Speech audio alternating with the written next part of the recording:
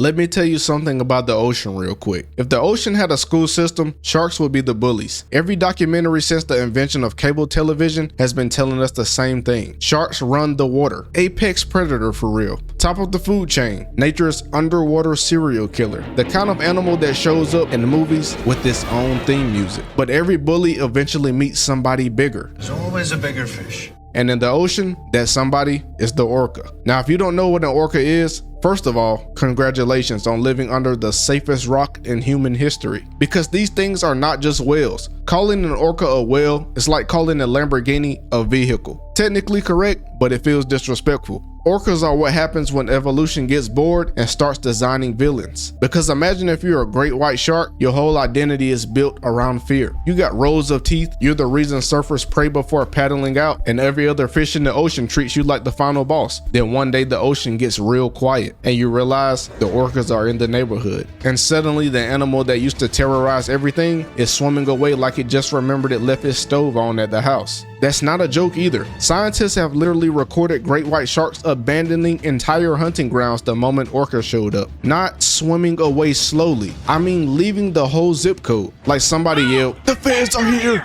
That's how bad their reputation is. Because orcas are one of the few animals on this planet who look at great white sharks and see lunch. And the way they do it is honestly disrespectful. See, sharks have a little design flaw. If you flip them upside down, they basically go into airplane mode. It's called tonic immobility. The shark just freezes like someone hit a pause button on its nervous system, which means if an orca grabs a shark, flips it over, and holds it there for a few minutes, the shark is basically cooked. And that's exactly what they do. There are literal recordings of orcas hunting great whites with the precision of a Navy SEAL team. They roll up in groups, flip the shark, hold it still, and then surgically remove its liver. Yeah, just the liver, not the rest of the shark.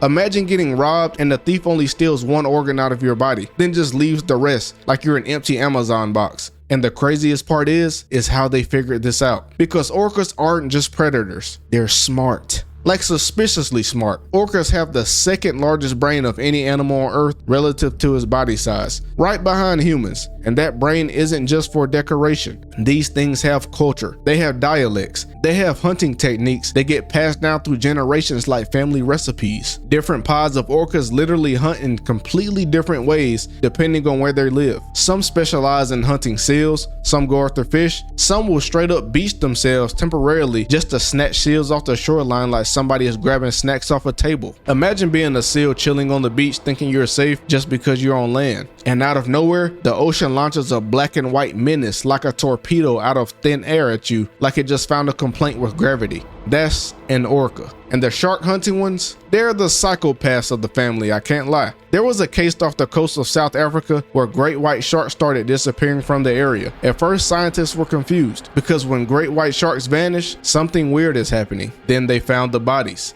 Sharks washing up on shore with one very specific injury. The liver was gone. Everything else intact. It looked like someone performed a surgical operation in the middle of the ocean. And eventually scientists found the culprits, two male orcas named Port and Starboard. And these two were basically running a shark assassination business. They would hunt great whites, flip them, remove the liver, and leave the rest of the body floating like the ocean equivalent of a Capri Sun with the juice sucked out. And once sharks realized these two were around, the entire shark population dipped out. Imagine being the most feared fish on Earth and suddenly relocating because two whales started acting like underwater mob bosses. Now what makes this even crazier is the size difference, because a great white shark is already a problem. They can grow up to 20 feet long, weigh over 4,000 pounds. Their teeth are basically a collection of steak knives. But an orca is a 20 to 30 foot aquatic missile weighing up to 12,000 pounds. Yeah, they average around 6 tons. That's not a predator. That's a torpedo with opinions. And the speed doesn't help either. Orcas can swim around 35 miles per hour, which underwater is basically a Formula 1 car. So if an orca decides today is shark hunting day, the shark does not get a vote in that conversation. But strength and speed aren't the scariest part of the orca.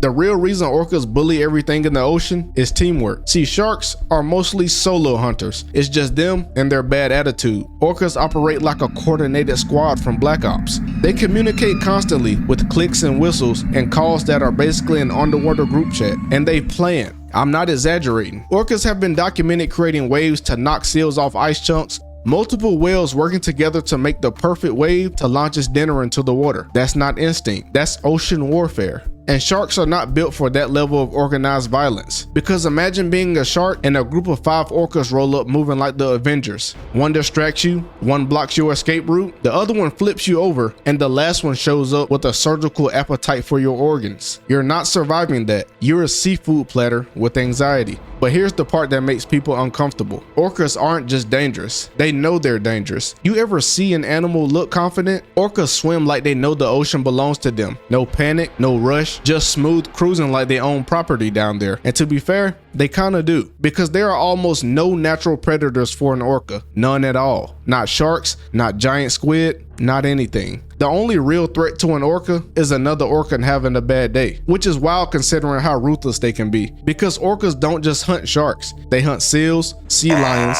dolphins, whales, and basically anything in the ocean that breathes wrong at them. There are even cases of orcas hunting blue whale calves, and a blue whale calf is already bigger than most animals on Earth. Imagine being born the size of a truck and you already have enemies waiting on your downfall, but that's the ocean for you. And yet, despite all this, that's the one thing that makes orcas weirdly different from other apex predators.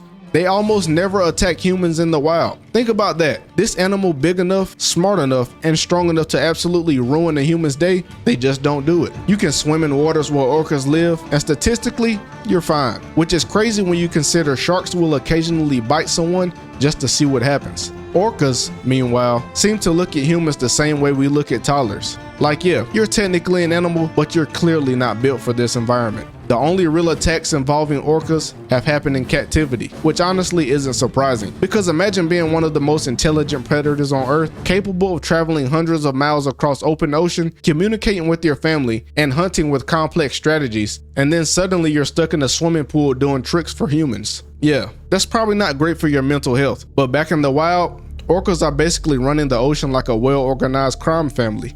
Different pods have their own traditions. Some only eat fish, some specialize in marine animals, and the shark hunting pods, they're the reason great whites suddenly start acting humble. Because nothing humbles a predator faster than realizing a bigger predator studied how to beat you.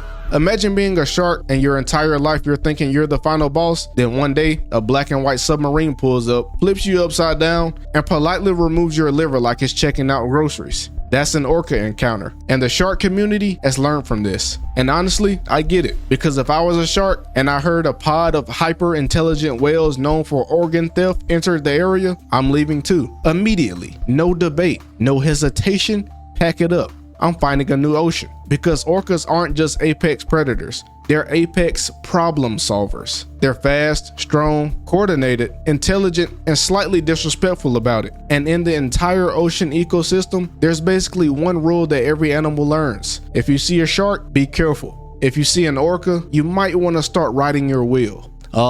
See ya.